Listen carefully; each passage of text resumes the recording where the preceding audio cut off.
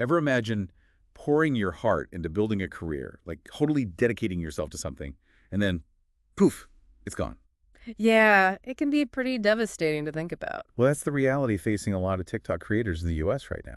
It's a wild situation for sure. We're Really? talking about TikTok, the app everyone knows for dances and trends, potentially getting completely banned in the US by, get this, January 19, 2025. A total ban, huh?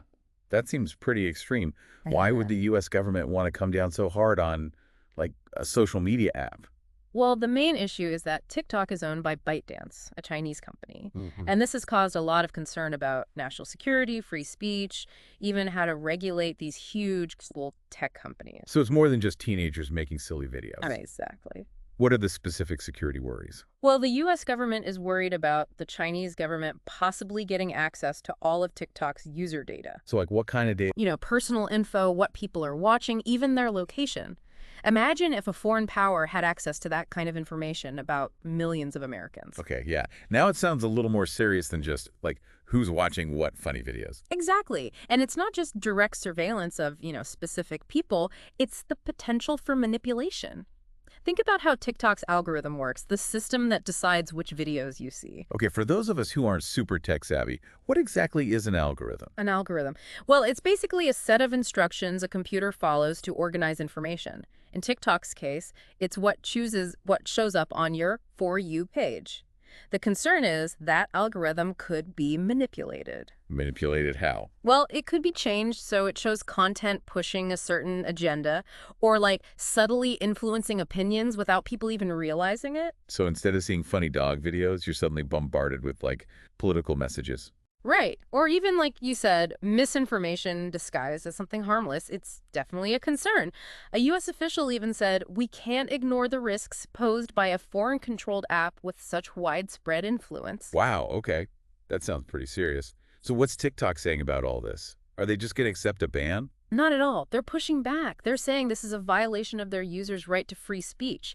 Singling out their app, they say, could set a dangerous precedent for other foreign-owned apps. Yeah, it's a valid point. What if this starts a domino effect where every app from, like, any foreign company becomes suspect? That's exactly what TikTok is arguing. They're saying it's a slippery slope.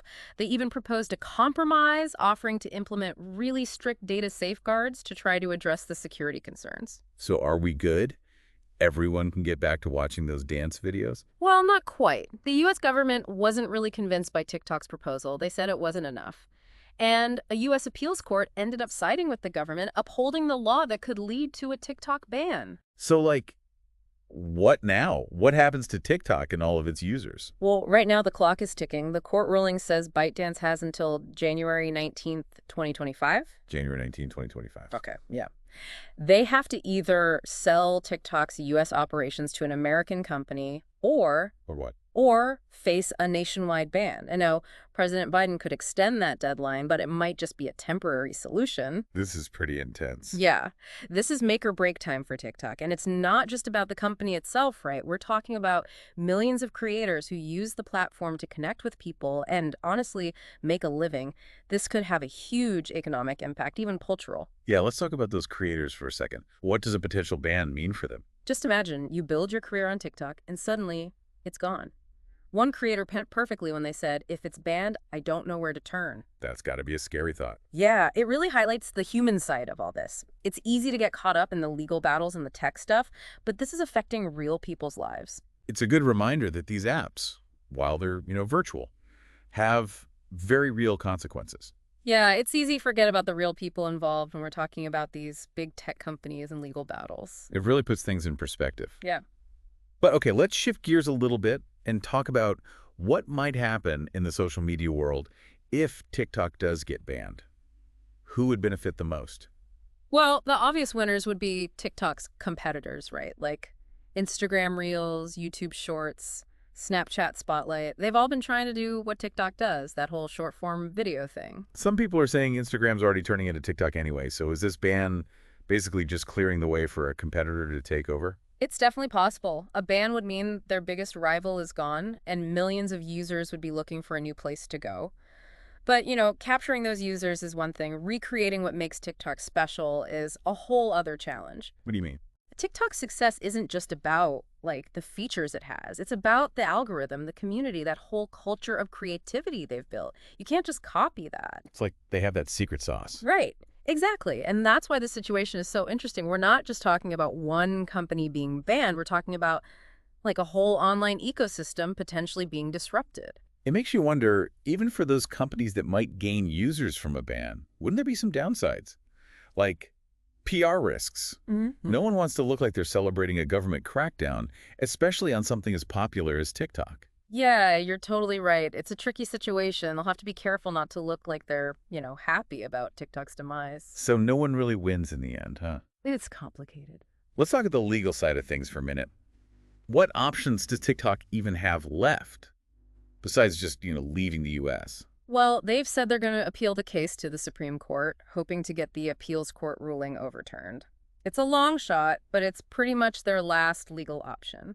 For those of us who aren't, legal experts, what does that even mean, appealing to the Supreme Court? It means they're taking their case to the highest court in the country, basically asking the justices to say, hey, this ban is unconstitutional. But you said it's a long shot? Why is that? Well, the Supreme Court only takes on a very small number of cases. They usually focus on issues that have, huge national importance. There's no guarantee they'll even agree to hear TikTok's case. So just getting their case heard is a challenge in itself. And then what? If the Supreme Court does take the case and they side with the lower court, is that it for TikTok in the U.S.? Yeah, pretty much. Unless ByteDance agrees to sell their U.S. operations, which they haven't wanted to do, that would probably be the end of TikTok in America. So much is riding on this one decision. It feels like this whole thing is about so much more than just a single app. What does this tell us about, the future of global tech, even the internet itself? That's the big question, right? The TikTok case has really become this focal point for a much bigger debate about how to regulate technology in a world that's so interconnected. So we've got national security clashing with free speech, the possibility of other countries following suit with bans, and just a whole lot of uncertainty about the future of these platforms. You got it. It's this big web of interconnected issues. And how this TikTok situation plays out could have ripple effects far beyond just one app. So where do we go from here? This feels like uncharted territory. Yeah. It feels like we're at a turning point, not just for TikTok, but for the whole digital world. I think that's a great way to put it. The TikTok case is like a warning sign. It's making us think about some really tough questions. Yeah. In a world where data can move so easily between countries and these tech companies are global, where do we draw the lines? So what if this ban sets a precedent? Are we headed towards a future where the internet is, divided? Each country has its own little section with its own rules. That's a real possibility, and it's worrying. Imagine a world where what apps or websites you can use depends on where you are physically. It would really hurt innovation, limit access to information, maybe even increase tensions between countries. It sounds like a step backwards, almost, like the opposite of globalization. Instead of everyone coming together online, we're splitting apart. Yeah, and think about the economic impact. So many businesses, big and small, work internationally, relying on a fairly open internet. This kind of fragmentation would really disrupt things. Supply chains, market access, it could slow down the whole global economy.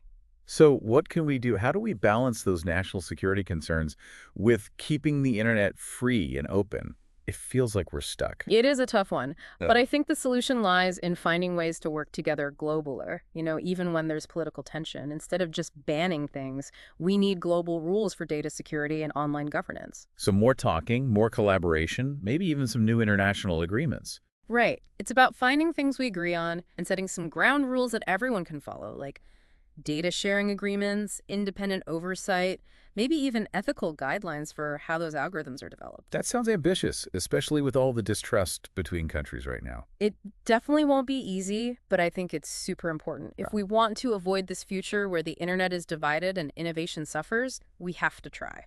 So as we wrap up our deep dive into all of this, what's the one thing you want our listeners to take away from this? I think the biggest takeaway is this. The future of the internet isn't predetermined. It's something we're all shaping with the decisions we make, the policies we support, the conversations we have. So it's bigger than just TikTok. Way bigger. It's about what kind of digital world we want to live in. A world where information is free, innovation thrives, people can connect across borders, or a fragmented internet full of restrictions and mistrust. It's up to us. That's a powerful thought.